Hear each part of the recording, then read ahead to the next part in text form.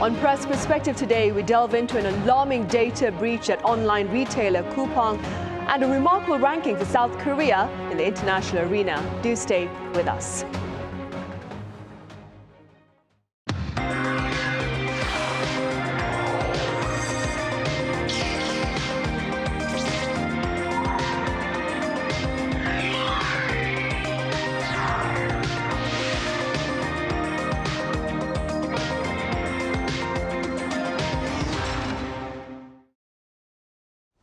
Hello, welcome to Press Perspective for this Friday, December 5th here in Seoul. I'm Min Sunhee. A massive data leak at South Korea's largest online retail platform, Coupang, has left vulnerable the personal information of some 34 million South Koreans. Today, we start with this disturbing reality, and for details on it, I have Camille Ruiz with French broadcaster RFI here in the studio. Camille, welcome back. Thanks for having me. I also have writer Colin Marshall with the pundit's take on the day's topics. Colin, it's great to have you here. Glad to be here, Sunny. Right, Camille, let's start with you. Let's begin with details regarding this data breach at Coupang. How did the leak occur? Do tell us again about how many were affected and what have been some of the developments there. So the leak dates back to June of this year. As you said, so Coupang is South Korea's most popular e-commerce platform. Data of 33.7 million users have been compromised. It represents nearly 65% of the Korean population, according to the Korea Times. It's huge. And according to the company, the breach exposed customers' names, email addresses, phone numbers, shipping addresses, and certain order histories. There is one key suspect. He is believed to be a developer who would have had extensive knowledge of the company authentication system structure. This person departed from the company in December 2024, last year, but the police did not comment on this matter. And the IP address used in the attack is currently secured and under investigation. The attacker seems to have accessed and leaked customer personal information multiple times without even logging in. According to some experts, it is possible that credit card payment or login details have been stolen even before June, but it remains to be proven. As for those being victims in this leak, multiple online forums have opened to organize the potential class action suits against the company, against Coupang. Some of them reunite 10,000 members already. Customers now have to be very careful with any text message or call that impersonate the company. And of course, lawmakers have also raised their voices and are calling for accountability. Right, indeed. Colin, the leak at Coupang, it's the latest in a series of data breaches affecting credit card companies here in the country as well as telecom companies. What can you tell us about the public concern with regard to the country's digital privacy, if you will? Yes, anybody paying attention to the news here in Korea over the past year would certainly think or feel, boy, not again. This happened again this year. And if you see laid out all of these cybersecurity incidents, these hacks that have happened in 2025, it's a fairly long list. And it is, as you say, a variety of companies. A convenience store company, credit card company. We have Coupang here. We have telecom providers, two of the major ones. And so it's not a short list, and none of these are minor outfits. These are all companies that are involved in many Koreans' lives, as can be indicated, the majority of Koreans in some cases.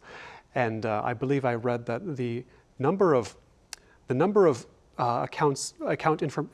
that had information leaked, their number was higher than the number of even currently active users on Coupang. So that tells you something right there. But this is a case where it was a developer, as Camille said, who also happened to be.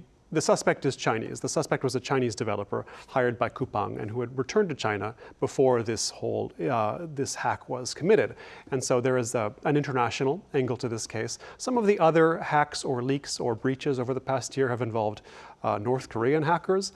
And so this is not a problem contained entirely within the country of South Korea. But it is a problem that is connected to South Korean history in some thematic way, we could say, because if you look at the past 30, 40 years of the building of this country infrastructurally, the desire or even the willingness to create infrastructure, whether it be physical or digital, sometimes outpaces the ability to maintain or the willingness to maintain that infrastructure in a prudent fashion.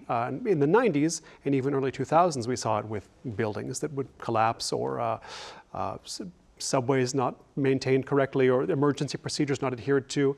Here we have fortunately, a less life-threatening version of what could be the same problem, where South Korea is praised for the penetration of digital services into the life of all its citizens and the convenience that results from that. But at the same time, I think back a couple of years ago, I think it was 2022, when Kakao had their data center fire. Kakao Talk went down for a few hours, and you could sort of feel the country teetering on the edge of chaos, even if it actually wasn't. Like, people rely on Kakao Talk. And oftentimes, like, you couldn't connect to, a lot of people couldn't connect to the people they needed to connect to because of that outage. And come to find out, with that, or with the more recent government data center fire here, certain practices were not sort of up to the standard you would expect in a country like this. You'd have servers in one room and the backups in the same room or under the servers. So it does make you wonder, what other vulnerabilities are there? We've seen these hacks, we've seen these leaks,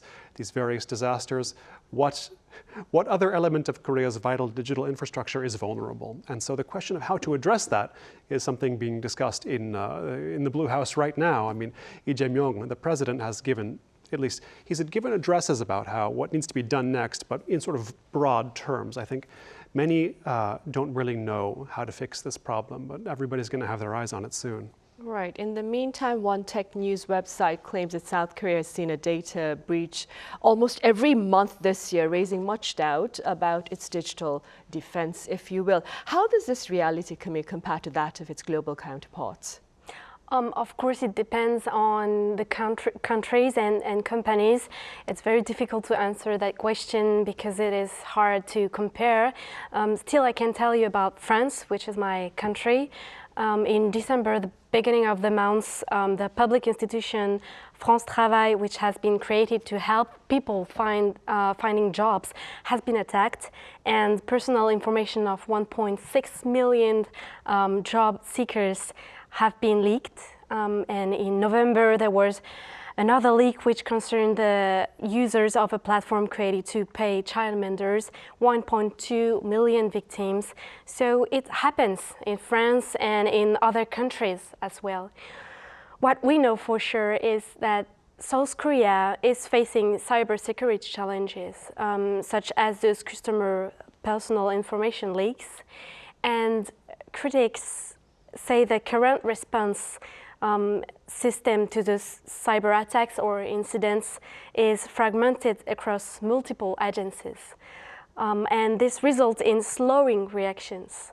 So experts use the creation of one single coordinating body as a cyber security control tower, for instance, and some of them are highlighting the fact that the country, South Korea, is also facing a severe shortage of skilled cybersecurity experts. Maybe with more of such talents, with more expertise, it will be possible to build effective defenses to stay ahead of threats. Right. In the meantime, though, Colin, Coupang has seen a decline in online foot traffic in recent days, but quite a number of pundits claim that the company is likely to see limited losses going forward. Could you explain this reality for us? Yes, I think part of that prediction is based on the fact that with some of these other breaches, for example, with SK Telecom, you didn't see a mass exodus of cancellations. I think most customers did stay with that provider. It's difficult to switch telecom providers, first of all, or inconvenient or seen as inconvenient. And with Coupang as well, this has been a complaint that those who have tried to cancel their accounts face this 6-step procedure clearly designed to keep users from canceling. And so that's another bit of bad press, as if they needed more right now. But Coupang is a major player, to put it mildly. It is the dominant online shopping service, shall we say. It's not just shopping. There's food delivery, Coupang Eats. There's Coupang Play, which is used for streaming online. So some people use Coupang, some Coupang service for something or multiple things every day. And if they have to change, they've got a problem. And in some sense, yes, you can replace Coupang if you're a heavy user of it, but you can't, I think, right now, replace it with any single other service. So yes, you can get the same things you were getting delivered in another way, but it's going to be more complicated, not quite as convenient. And you see this in South Korea, you see it in other societies. The choice is between convenience and security, we choose convenience nearly every time. And that's especially pronounced here. And yes, it's been remarked upon, the insensitivity, the apparent insensitivity of Koreans to these kinds of data breaches, the compromises of their personal information. And possibly because it happens so often, you keep hearing about it and you think, well, nothing's happened to me so far, so maybe it's okay, maybe this is not vital information getting leaked. You kind of make excuses. But you can feel the difference. I don't use Coupang. I don't say don't use Coupang. I just haven't used Coupang myself. My wife uses it. And after this data breach, she had bought a battery before that, and there was a recall of the battery. So she gets a message saying, oh, we can refund you, just send your account information to this address. And she does, and then thinks, wait a second, is this a scam? Is this China trying to extract my personal data? Because you would think that if you've heard all this news about what happened, is this actually the company? So we looked it up and it was legitimate. But at the same time, I think a lot of customers are going to have those doubts when they receive messages like that. Like, is this real? Is this a scam? Like, they won't feel as secure. And so I guess I'm glad I personally haven't used Coupang, but I think at this point, we've all been somehow touched or potentially by these incidents that keep happening in one way or another. You can't really escape it. Right. And Camille, as Colin pointed out earlier, President Lee Jae-myung for his part has called for tougher penalties against companies that fail to protect customer data, while Coupang itself has pledged to prevent such incidents from recurring. I wonder, what are some of the response measures that you'll be keeping your eye on? So, as you said, Sunhee, the Korean government is currently debating multiple options for punishment for the company, including increased penalties, punitive damages, and a suspension of operation. Some people in the government believe the latest incidents involving Coupang should be an opportunity to improve the punitive damage system so that it can effectively prevent massive data compromise. I think I'll keep an eye on effective financial response, because I believe under current South Korean law, companies that fail to implement adequate data protection measures can be fined up to 3% of revenue. That could mean a fine of more than 1 trillion won, approximately $680 million. Companies exist to make profit. And I believe it could be one of the most appropriate response measures that can result in changing the way of thinking of some of the decision makers of the company. Sadly, it's not just a case of telling them not to let that happen again. And I just want to add that beyond the data leak, Coupang is also under fire for the harsh condition faced by its night shift workers. With more than 20 on-duty deaths reported since 2020. Soo Young-gu, professor at Sukmyung Women University, told the Korea Times that Coupang has a lack of systems to reinforce corporate ethics and social responsibility. So this is something I believe everyone should have in mind, and maybe my colleague Colin can tell us more about that. Right, let's go right into it then, Colin. What are your thoughts with regard to Coupang's efforts to regain perhaps public trust, if I may? Yes, as I say, they've been having some PR difficulties, and this has been lasting a while. As Camille said, there have been, I believe, 27 deaths of workers at these facilities since 2020. And you'd have to compare it to, I guess you can compare this to Amazon.com in the US, which keeps coming under fire for sometimes death, sometimes just the nature of the job the workers are put into. That's one of the main ways to criticize Amazon and their business practices is, well, look at the fulfillment centers, and people are working long hours and getting a lot of physical problems as a result, and what is the cost of this convenience? But as with Amazon, so with Coupang, it is so convenient that even these stories, when they come out, don't harm them that much in the eyes of the Korean consumer, partially because you see these reports of workers dying from, it'll be a heart attack or some kind of vascular incident. You can't be sure the job caused it. Maybe it did. Maybe it was something else. Coupang themselves will sometimes claim this worker had a pre-existing condition, so it gets fairly thorny. But when no smoke without fire when the pattern gets that long, I suspect. In any case, it merits further investigation, obviously. But at the same time, a company like Coupang is incorporated in the US. Its founder is a Korean American who has been criticized for apparently using his US residence and, I believe, citizenship to evade responsibility. And as I said before, the suspect in the data leak was a Chinese developer who has returned to China. And I think one of the stories to follow, or one of the narratives within the stories to follow, is the question of why such a big company in Korea that so many Koreans, whose services so many Koreans use, is apparently dependent on whether it be technology or whether it be some kind of legal framework outside South Korea. There's only so much that the government can discipline a company that is, in some sense, rooted elsewhere. And so it might be time to consider, when you have an entity this large and powerful, maybe it needs to be brought under national control a little more than it is. Right, something to think about then. Camille, let's quickly move on to another issue of interest. South Korea ranked 6th in the 2025 World Pass Survey conducted by US News and World Report. Could you tell us a bit more about this ranking, its reasons, and how it compares to that of its global counterparts? Yeah, so first of all, this report defined the word power, and I think it's important to understand this ranking.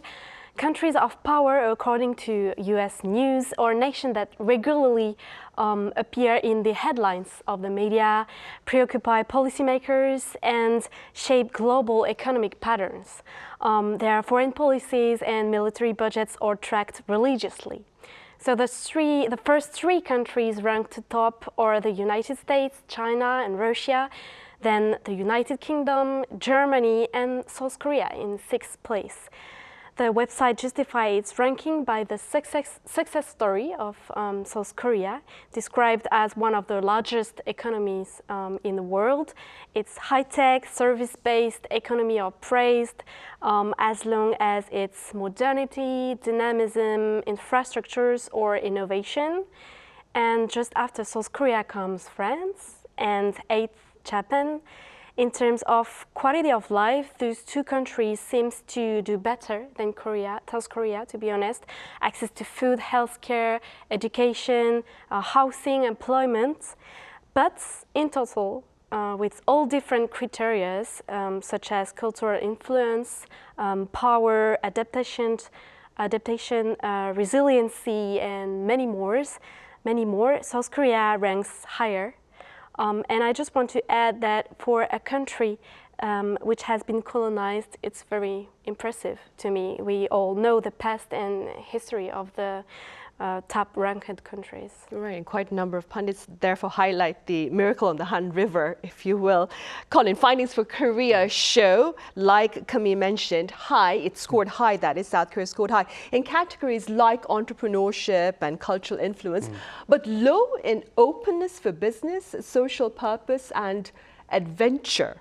How do you interpret these findings? Yeah, this is the kind of thing that happens with South Korea in rankings of this kind. But first, a little bit of context. This is US News and World Report, which is a news magazine technically, although for a long time it's been known primarily for its rankings of American colleges and universities. A list very well known in South Korea, incidentally, where parents who want to send their kids abroad to college, to the US in particular, treat it as almost this sort of biblical text of biblical importance, you could say. But this has been the main function of this publication for a long time, is the college ranking. But now they're expanding into other rankings.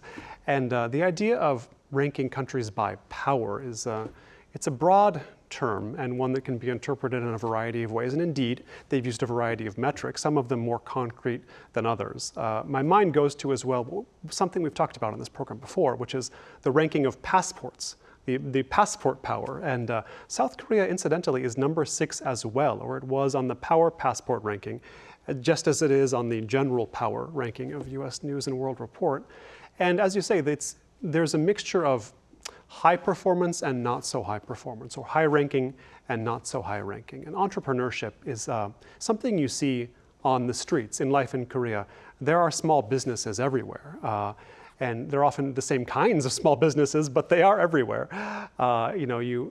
It's not that hard to start a restaurant or a cafe or what have you, because real estate is much cheaper to acquire or to use than it is in, for example, the US, New York or Los Angeles. So the bar is a bit lower there, or the doorway is easier to cross into.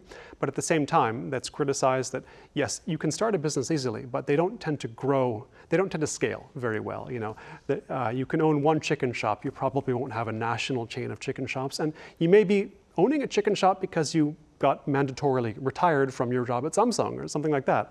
So it's a certain kind of entrepreneurship that happens here, and maybe maybe these rankings reflect that it's not quite a diverse, entrepreneurial sphere, you could say. And when foreigners try to start businesses in Korea, they come up against more difficulties because often they need legally a Korean business partner, or there are other obstacles, or the incentives the Korean government has made much of providing are, from what I've heard, not quite as they're not quite as useful as they're made to seem. And the programs to incentivize entrepreneurship, startups from foreigners or otherwise, are not quite at the scale you would hope for. They're still in, you could say, the experimental stage or the test stage. So there's that. Adventure is also interesting to point out. This category of adventure, Korea ranking low in adventure, perhaps so. I mean, it's become a place that's touristically interesting. And for a while there was on the vanguard for Americans who want to visit the next hot country. But I think it's not really seen as a place you can brag about having gone to anymore. It is, this is also something, it's a positive quality. It's a safe place. But, whether you can call South Korea an adventurous culture, I suppose you could make the argument that it is not. But again, the much discussed dynamism of South Korea is real. And I think people are still coming to see that, how fast the country is still changing and how developed it is compared to even their own countries, visitors from even the US or Japan or Europe. So it is a respectable ranking, I would say. And I think, as is the case, whenever South Korea is ranked on a list like this, it does galvanize the country to do even better. We've talked about school culture here, educational culture, and they're sort of, oh, you're number 6, why aren't you number 5? You have a B+, why not an A? So I think even now there are probably meetings happening in the Korean government at various levels to figure out how to bump this country up one more, much as universities and colleges do in the US whenever the US News and World Report ranking comes out each year. Right, probably a campaign to raise Korea higher maybe No next doubt. year then. All right, Colin, I'm afraid that's all the time we have. Thank you so much for your insights today. Thank you. Camille, thank you very much for your time and your thoughts. Thank you, Sunhee. Right, that ends this week's editions of Press Perspective. Thank you for watching. Have a great weekend and do join us again same time next Monday.